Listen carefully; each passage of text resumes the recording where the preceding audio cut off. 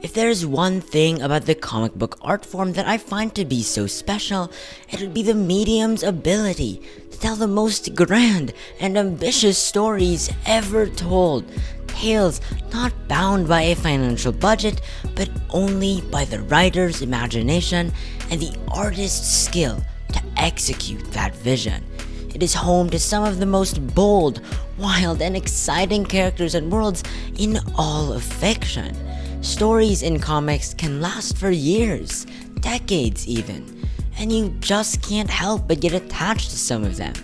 But even though comics are where the Teenage Mutant Ninja Turtles originated, and where a guy who dresses as a bat and fights serial killer clowns tops the monthly charts, almost all of the time, the stories that helped form comics are shockingly mundane. One of the first characters that helped form the comic was just a kid in a yellow nightgown doing the silliest things imaginable. And the comics that my peers and relatives have probably read the most are things like Archie before he got rebooted, and newspaper comics like Calvin and Hobbes and Peanuts. There's a lovable simplicity to most of these comics. The world isn't going to be destroyed, and there isn't really much at stake. But the characters are memorable, and the dialogue can be really witty and fun. Slice of life comics show the versatility of the medium. In comics, not only is there room for legendary space epics, giant monster battles, and high fantasy tales with densest lore, but also stories about college friends and little girls bonding with bears. Well, wait, is that slice of... I have no idea if that's slice of life or not. The comic I'm going to talk about today, though, isn't any of these things.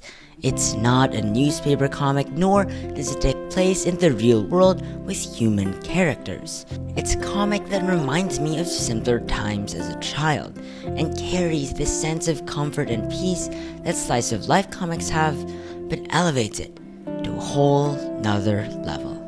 It's the T-Dragon series by K. O'Neill, a set of 3 graphic novels that gets praised for its rich and deep world building that is handled with a lot of care, its wholesome diversity as the book features queer, colored, and disabled characters that love and respect one another, but most of all, for its breathtakingly gorgeous art.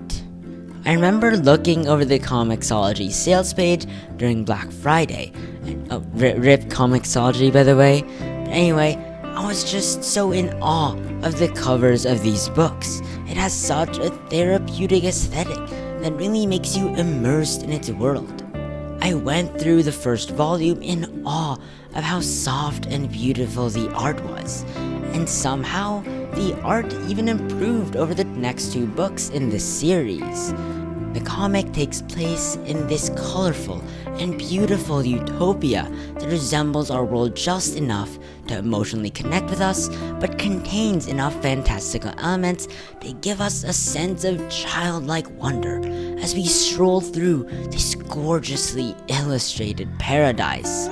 There are a lot of pages without any dialogue whatsoever, and not only do they make us appreciate the art even more, but really make us feel like we're in this world. The characters in the comic are animated and expressive, resulting in emotional moments being even more powerful and memorable. This series, it's such a vibe, and I personally love it. If there is a theme throughout these 3 books, it would be the joy of doing. Greta, the main character of the first and third book, the T-Dragon Society and T-Dragon Tapestry, is an aspiring blacksmith who ends up being the protege of Master Blacksmith Kratos, who aims to reinvigorate his passion and love for the craft. Minette, the other protagonist alongside Greta, is a forgetful and socially anxious person who helps Ezekiel and Eric in their daily lives and takes care of their T-Dragons. Rin, who is the main character in the second book of the series, T-Dragon Festival, is an aspiring cook, but instead of pursuing a culinary career, they decide to just cook as a hobby for fun. Even though the comic takes place in this absolutely gorgeous and fantastical world, it places an emphasis on the mundane and the relaxing. Although the series has an epic battle between dragons and flashbacks to heartbreaking fights of the past, most of the panels are spent on the characters going about their everyday lives, whether it's going to the mountain to pick herbs, crafting objects in the forge, or eating at a picnic. The comic can make these mundane activities seem so special and breathtaking. Nature really shines in this comic as well, not just being the setting that most of the book takes place in, but making its world feel living and just so gosh darn pretty.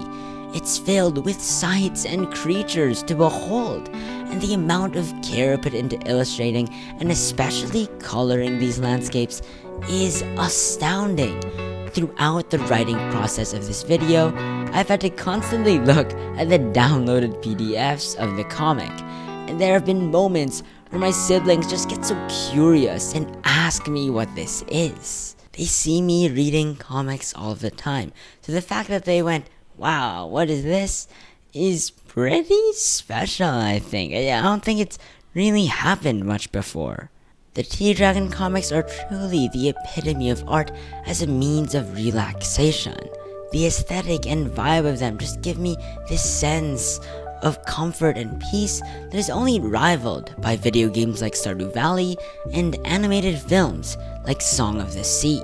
To me at least, there's so much originality, creativity, and passion in the art of these books that I don't really mind if the stories are a little lackluster and very simplistic.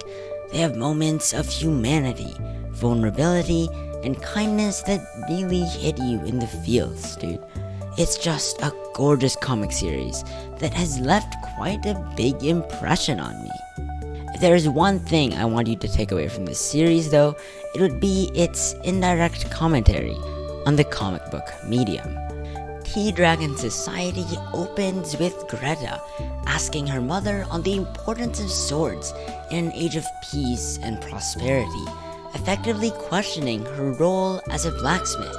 She later encounters a T-Dragon being attacked by wolves and brings it to Ezekiel, a tea shop owner and caretaker of these dragons. He talks about the T-Dragon making process, and it is so cool. When an owner takes care of a T-Dragon and harvests their leaves, they can, obviously, make tea and food out of them. But what is so interesting about the experience of consuming these leaves is that when you do, owners can experience the memories these dragons have shared with them over the course of their lives. It's truly amazing to see these memories visualized in the book. The aroma of the tea is seen coursing and swerving throughout the page, even going beyond the space of panels sometimes. It's my favorite visual effect used in the books, and is also used for other things like hot food and fire. But there's a problem with taking care of T-Dragons. Greta receives one named Ginseng, and she is still so sad about losing her previous owner. The struggle of making Ginseng happy is a lot to bear for young Greta. Is she not good enough to take care of her? Even after being under Greta's care for over a year, she still doesn't grow any tea leaves. But there's an even bigger problem with taking care of T-Dragons though, as stated by Ezekiel. People seem to live at a different pace now. T-Dragon tea is a wonderful thing, but it takes a long time to make. Back when everything took longer to make, perhaps that didn't matter. Sadly, the art is fading. The art is fading. Although I don't think comics are going to die, many people simply view them as a remnant of the past, a rusty relic only useful to make cinematic or video game adaptations of. The world moves at a much faster pace as well, with so much media trying to grab both our attention and money. How can comics survive my generation who have so much other amazing art to experience that can honestly be both more accessible and more engaging than the sequential art that we hold so dear? And those of us who are in the hobby or trying to get into it are faced with quite a lot of inconveniences.